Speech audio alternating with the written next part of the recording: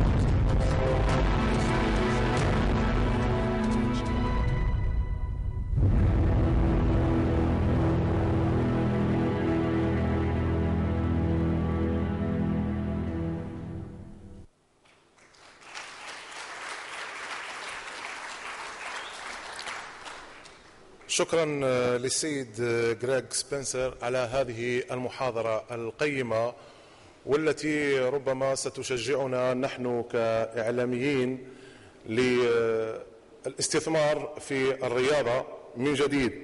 فقط أريد أن أشير أن منتخب المملكة العربية السعودية لكرة القدم أحرز مرتين كأس العالم لكرة القدم سنة 2006 و2010، وبذلك استطاعت هذه الفئة من ذوي الاحتياجات الخاصة أن تصل إلى الجمهور من خلال الرياضة التي يحبها ألا وهي كرة القدم. إذن نريد فقط أن نطرح بعض الأسئلة على السيد غريغ سبنس، فقط من الحضور أن تكون الأسئلة دقيقة، وذاك لسماح للأخ المترجم لترجمتها بشكل صحيح ودقيق. تفضلوا.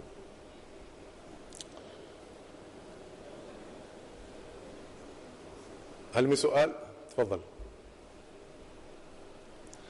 يبدو لا أسئلة، أنه محاضرة السيد غريغ سبنس كانت وافية واستطاعت أن تشبع رغبات الحاضرين. نمر الآن إلى السيد أونري ستوغار لإلقاء محاضرته. تفضل مشكورا.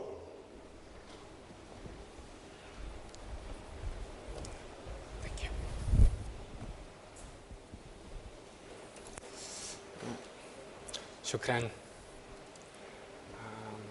How am I going to do this?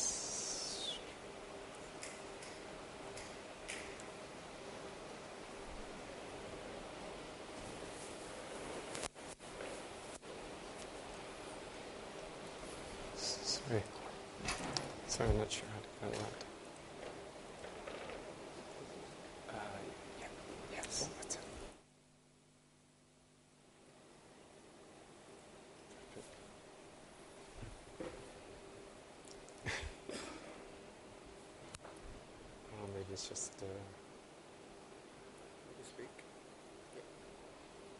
Good afternoon, and shukran. It is such a pleasure to be here. I think I have the distinction of having traveled the furthest to attend this conference, and the unfortunate circumstances of having missed a plane at Heathrow, and what was going to be about a day to get here ended up being 2 days of travel. But let me tell you that it was worth every minute of it because of the hospitality, the kindness, and the generosity of everyone that I've met, and what I've learned from this conference and from you, all of you. And it's really something extraordinary for me to take back to Canada and to share with my colleagues there. What I'd like to do is share with you today my perspective of, as you may know, Vancouver, Canada, hosted the Paralympic Winter Games in 2010. And also, I want to share with you that knowledge of what we learned from that from a media perspective and the important role of the media that they played at the Games, and then how we as an NPC tried to take advantage of that increased media coverage and what our strategies were as we go forward. And so I'm going to share a little bit of the Games coverage results that we had. Then we developed an advertising campaign. I'll share with you one of the commercials and some of the print ads.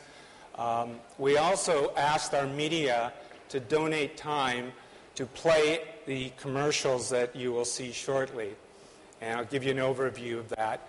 And also we encouraged our corporate sponsors to execute on their sponsorships, to try to develop promotional materials that would reach Canadians. And then a quick overview from an NPC perspective on our marketing strategy or communication strategies moving forward, and a sampling of some of those ads.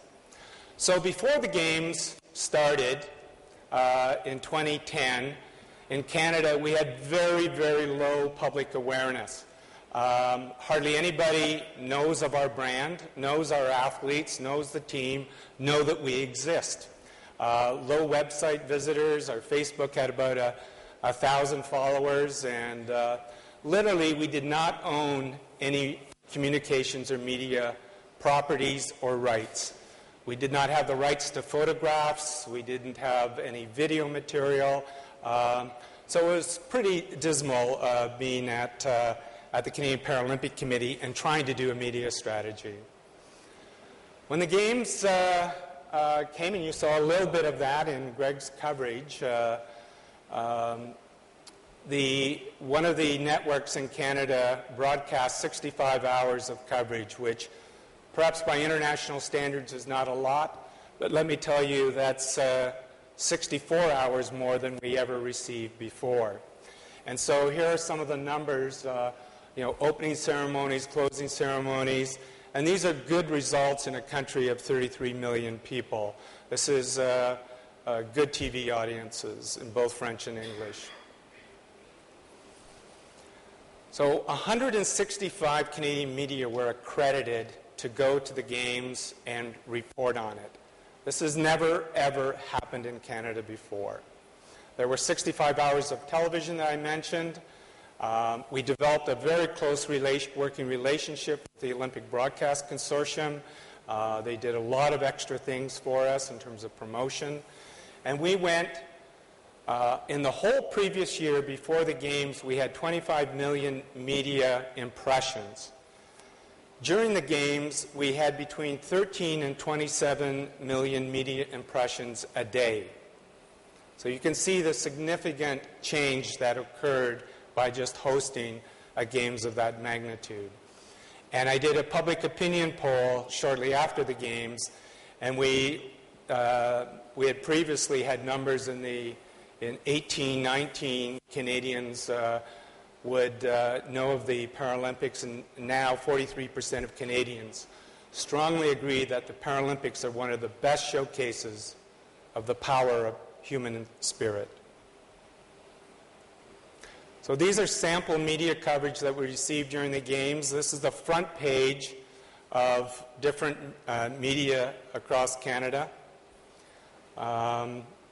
And again, this was we never received this kind of coverage previously. What I was fortunate to do before the game started was develop a working relationship with the president of a major advertising company, and we got them to give us $700,000 free of charge, an award-winning advertising campaign.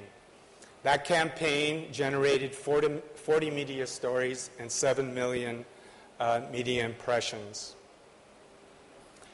This is some of the samples of the print campaign, and again, these were shared with print media across the country, and we received over $1.5 million worth of free media coverage from various newspapers and magazines.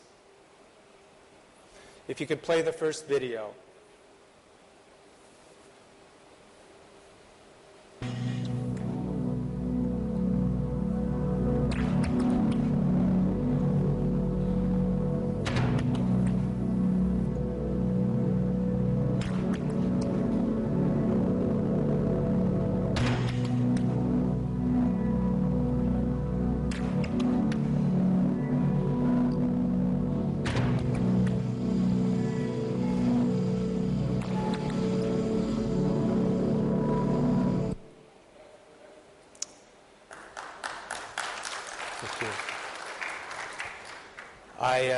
Actually, when we produced that commercial, it was an all-night shoot at a pool.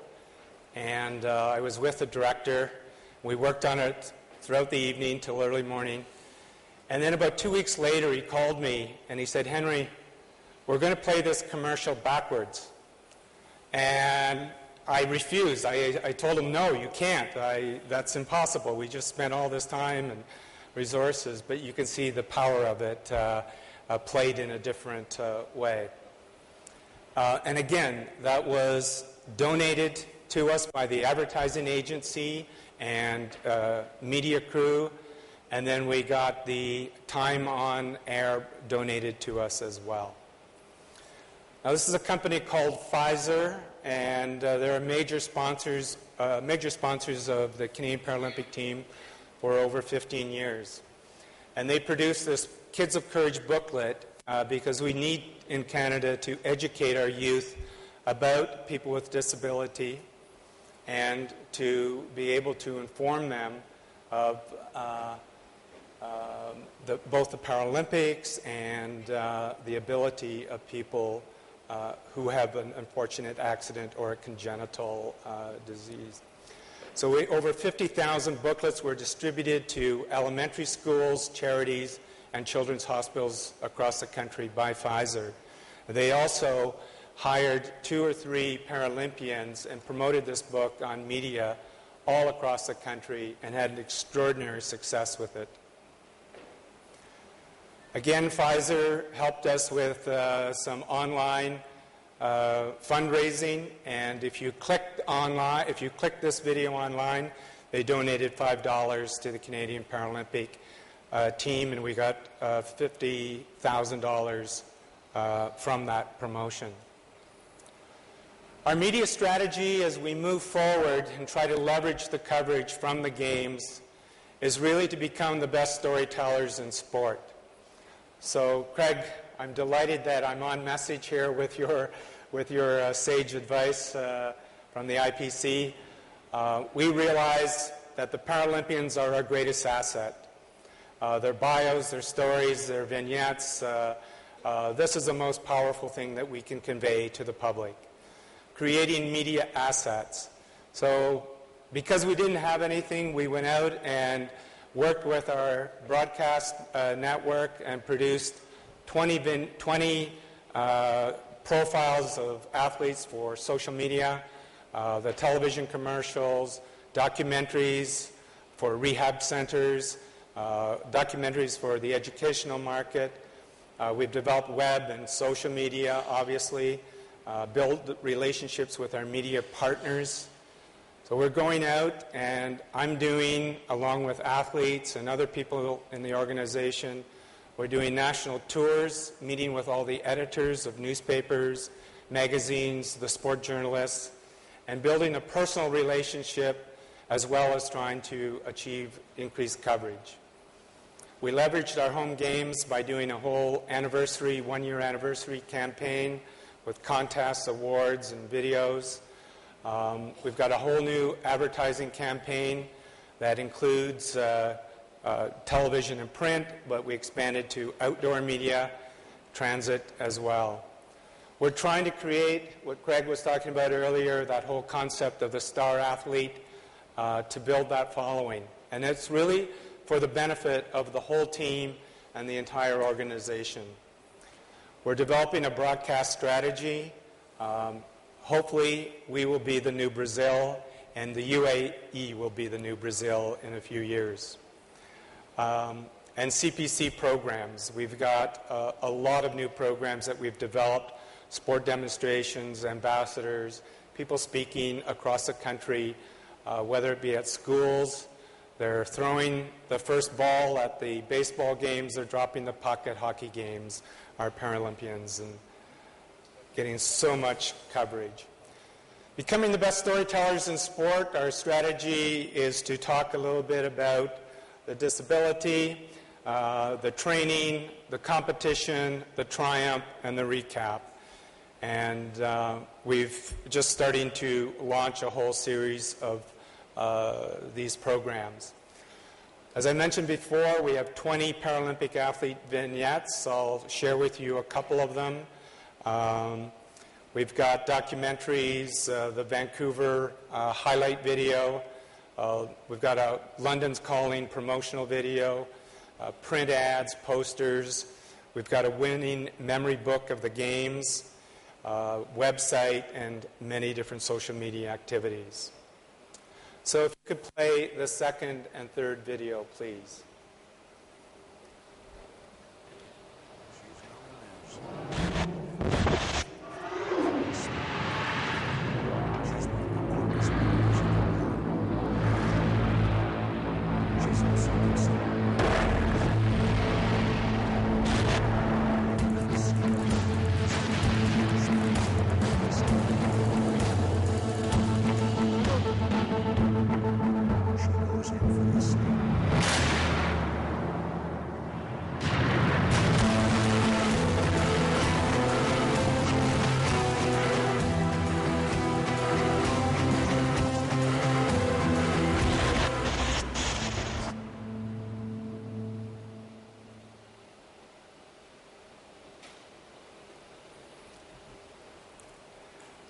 I'd like to, in the interest of time and moving on, I'd like to thank you again, and it's been a pleasure to be able to share what we do in Canada with all of you. Shukran. Thank you very much. شكرا. والآن نمر إلى المحاضرة الثالثة للأستاذ إيهاب حسنين من قناة النيل. يتفضل مشكورا.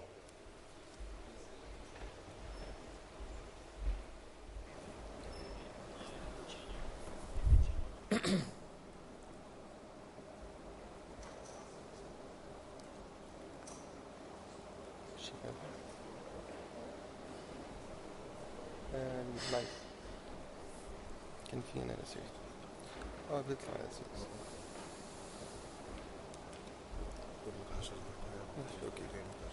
ماشي.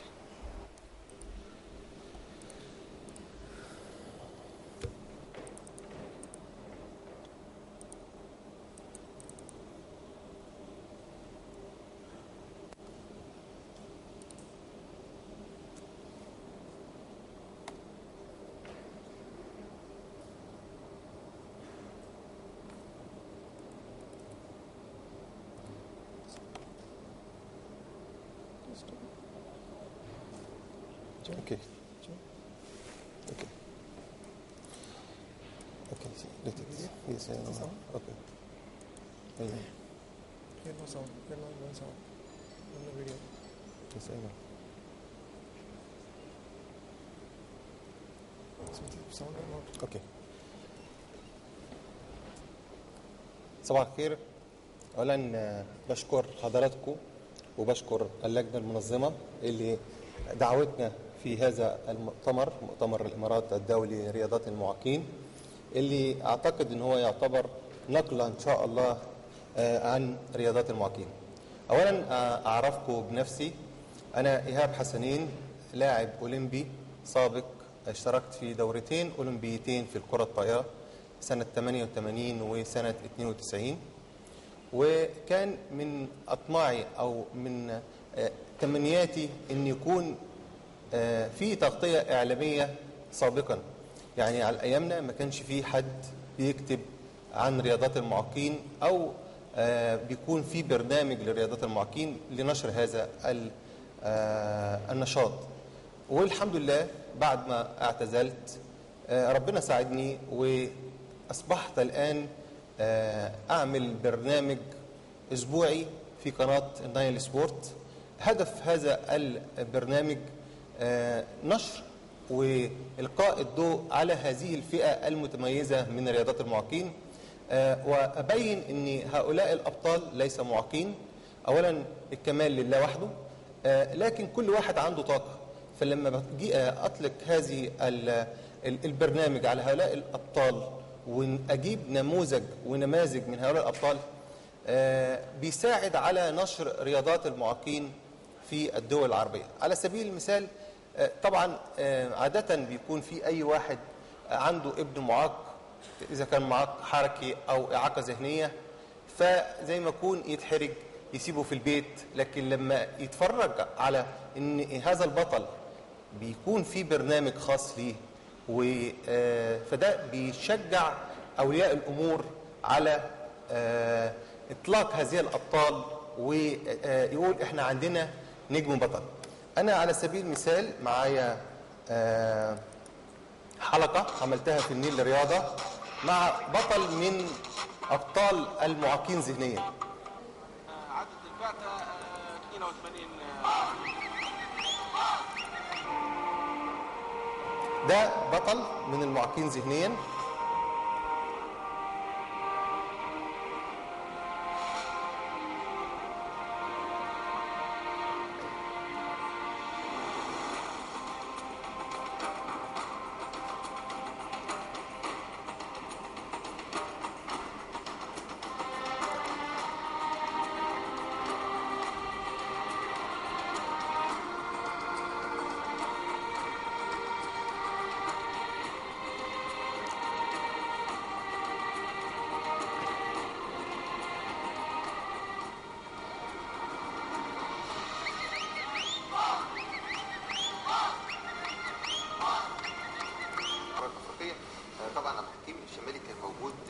بنحاول نغطي رياضة التحدي الإعاقة في كافة الدول العربية والإفريقية.